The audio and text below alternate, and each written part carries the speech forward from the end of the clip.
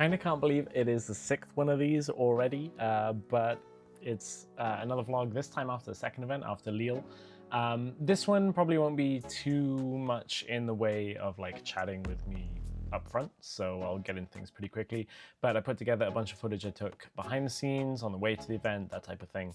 And yeah, just wanted to put together some footage that perhaps people don't see. Some really cool stuff towards the end with players actually being given their best of cards, which is something that the community don't necessarily see. A lot of the players, when you get it in the Swiss portion, get it like at the top 8 announcement. Some people get it at the end of day one, I think. I'm not actually there for that at that point, but this time we got to see it backstage with Prismaticism. And I think I might have some other footage in there of it, but we'll see. We'll see when we get there. So here it is, my time at RQ Lille. So it is Friday morning and I'm on the way to the venue. Coffee, always have to have coffee. It is probably the lifeblood of my events. It used to be Red Bull, try not to so much anymore. We got a lot of content to do today, so I have no idea how things are gonna go because I haven't really paid attention to Unleashed yet, but we'll see. I know we're doing some deck demos, deck techs.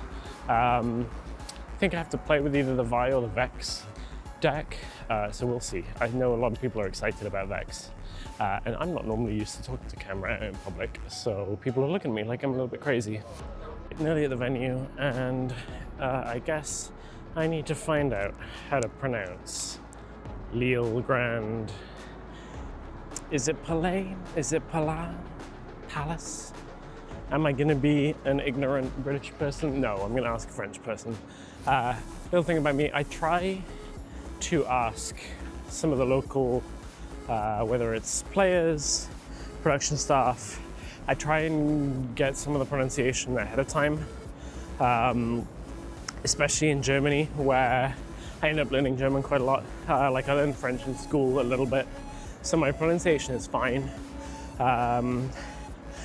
Bologna, I didn't really do it because I've never really spoken Italian, but yeah, nevertheless, I try and prepare a few little things on broadcast for the regional flair, just otherwise, you know, kind of changes the dynamic a little bit if you can, whether you do or don't, just to give flavor to the event. We're in Europe after all. Okay, let's do a little walkthrough, although you can see right now Blevins and Amy are doing a little show match of some Unleashed cards, which I'm going to be doing one with Lothar. I probably already mentioned it by now, but yeah, that is what we're doing. We just did a segment filming about the ban list, which obviously has changed everything coming into Lille. I keep wanting to say Bologna. That is because it is in my head as Bologna. We're about, I think, 30 minutes away from premium ticket holders being allowed in. So I'm just gonna do a real quick like sweep by of the prize wall, and you can see behind me some of where I think that is for the on-demand events are gonna be. Let's see if I can do a little swap to look at the merch. Well, there's some really cute stuff like the Corgi. Corgi is always one of my favorite skins, so little tempted to get that. And some of the playmats. You're actually with me browsing on what I want to buy, but I'm not actually sure yet what I want to do. I missed a lot of my stuff that I wanted to buy last time because I didn't realize how little time I would have. So today is my buying stuff / getting stuff done day as I go around. So that's why I wanted to kind of do a quick walkthrough of the venue of the event. Got some vendors here. I need to probably go look for some singles at some point, although nobody has them out yet. So we'll get there. There's some singles. I'm sure people are just like rushing to buy, rushing to get there. Super cool activation that I'm gonna walk by right now, which is if you have packs to open, you can open them on camera. And I think there's some kind of like big red button that if you push the big red button, it does something. I don't know what it does yet, but we'll find out. Hopefully we get to push the button. I'm guessing that's if you get like a signature card or something like that, or an over number, or if you're playing with unleashed cards, if you get the ultimate Baron. And then we just have endless tables. Tables after tables after tables after tables after tables. And that is because there's like however many thousand competitors. I think in the in the pre-regional, I saw it's capped at like 2,000 players today for the pre-regional alone, which is insane. I think Lille, we had like, I think it was like 1,500 competitors, 1,500 spectator / like general admission tickets. So I don't know how many Lille have, but this venue is big. It is a big old venue that has lots of space for lots of people, and that is pretty much the walkthrough. Not a whole lot of food. Don't know where the other food stalls are, so I don't know what I'm going to be eating all weekend, but we'll figure it out. So, very funny. So Yamato Cannon is behind me. We just caught up after, we knew each other a lot in the EULCS days. A queue formed around him, which is cool, so I took some photos for him, which is always fun. But interesting story, which I actually told him. It's the first time I've had a chance to tell him. He's part of the reason why I dropped the name Stress from EULCS and like other casting days, because we used to sit on the analyst desk, and I'll do my best Yamato Cannon impression, where he would say, James O'Leary, what a great name, James O'Leary.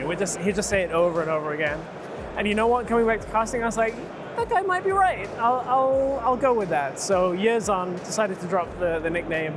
So lovely to catch up with him, and lovely to say hey to an old friend and be in the same place again, which is always fun. Things are super busy today. Like, it's Friday, it is pre-rift, I keep saying pre-rift, pre-regional is underway. So I'm gonna see how people are doing, see what the top tables look like, see what's winning, and try and get as much information ahead of tomorrow as we can.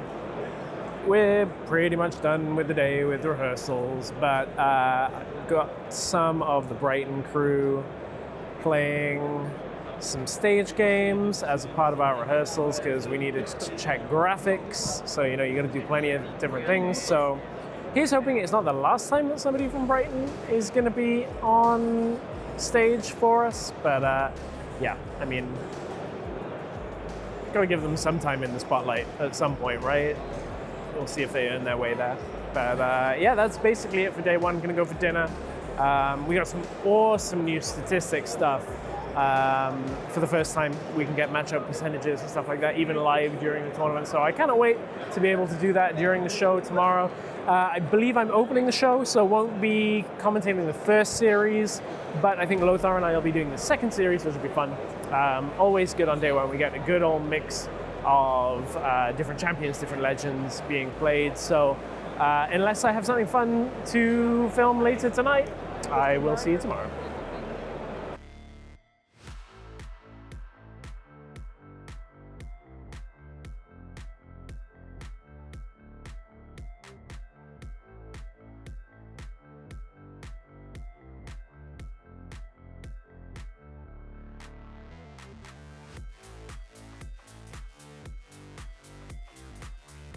Day 2 is even on. That's not even on. Day 2, beginning of the show. So we just did the intro. I need coffee. You already saw on day 0 how much I need coffee. That's kind of my lifeblood at these events. Interested to see what's going to happen today. Some fun decks still left. We of course have like a Jinx in the running on the to make top 8, but a bunch of other decks that could make it as well, so that'll be fun. Yeah, just read a Reddit thread this morning. It was kind of stupid, shouldn't have looked at it, shouldn't have seen it, but what good timing. They've walked past me. Apparently I'm just missable I was gonna say someone better actually say hello this morning. Damn, these selfish people walk right past me. I was ready for them to like pay attention and I blanked. Fuck my drag, right? Like, it's round 11, I think, of the tournament. So day 2, well, whatever day we're on, it doesn't matter. It's the day 2 of the tournament, round 11. We just had a really tense end to a round, judge call, and I want to do a lot of these videos talking about like how do you cast a game, how do you put a story forward. So those of you that have seen it know that at the end of round 10 we had a moment where a chain resolved and then one of the players, Tats, realized afterwards that he really needed to defy an ability on the chain before it resolved, and at least defy a hidden blade, I should say. And what ends up happening is because the chain has started to resolve, like we're way past the moment at which you can actually defy, and there's a judge call. But from a casting perspective, you can't really just be like, well, shit happens, right? Because that's not exactly fair to the player in the spot or the opponent, anything like that.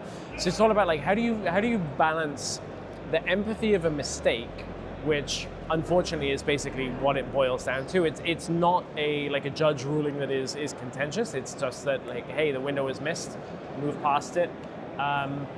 How do you tell that story in such a key part of the tournament that is respectful to both players at the table and the audience at home and doesn't patronize anyone? So I hope we manage to strike that balance. For me, it's always like showing empathy in one way and then moving on to the winner and then kind of like celebrating where they are in the tournament. So hopefully it came across okay on broadcast, but it is something that I'm a little bit not worried, but you always wonder coming off those moments of like, did I tell the right story in the right way? One thing from that game that I was at least a little bit happy with, I second-guessed myself on some knowledge on Zhonya's Hourglass. There were some changes recently to the way that battlefields are controlled, or when you lose control. If there's an item on the chain, you don't lose control of the battlefield, and when a death knell trigger on a Lonely Paro goes off, you can still Zhonya's. It will put the Zhonya's to base, not trigger on the Lonely Paro, because the Lonely Paro has already gone to the trash with the death knell effect. I second-guessed myself on it, and I really wish I hadn't, because it ended up happening and I had to explain it on broadcast after the fact. It would have been so much better to be like, hey, look, this is how this works. It'll actually keep it alive. But nevertheless, it's a long day, long broadcasts, long games. Can't get everything right. That is such the curse of a caster that sometimes we think something's right. We want to go in on a point, but we can't really make it work. Carry on with the day. Looking forward to grand finals later today. It's on stream at least, I can review it. You got your top 8 one right here, and then I also am going to give you your best of and your second best of that you've ever gotten. So congratulations, Kyle. Very, very well deserved. And then you're still going to want to get a full. Congratulations. This is your top 10 promo for the Play of the Room Peak, and you are also, of course, the best of Raven. Congratulations. I appreciate it. Hope to see you soon again. Oh yeah, next week. I would say, there we go. I'll see you in Atlanta. Finals, no trading. That is absolutely insane. This is not the League of Dreams. All right, we got to swap casters in 1 minute. Great job, Amy and Blevins. Great job, great job.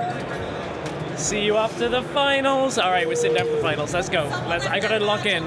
So there you go. Didn't really have a whole lot of time to film stuff at the end of Sunday, and a few gaps in the middle there as well. But I thought it was an interesting look into some of the stuff behind the scenes, like what it's like when we're working at the event, and also I like to include a bit on how casting actually turns out, how things with the storytelling of the weekend go. So I included a little bit in there. Tried to remember to film stuff as I went this time rather than doing it after the fact. I hope you enjoyed it. I'm gonna have a video of discussing the actual casting from the event at some point, breaking down a few bits and opening some packs from Spiritforge. Probably the last set of Spiritforge packs specifically that I'll be unpacking.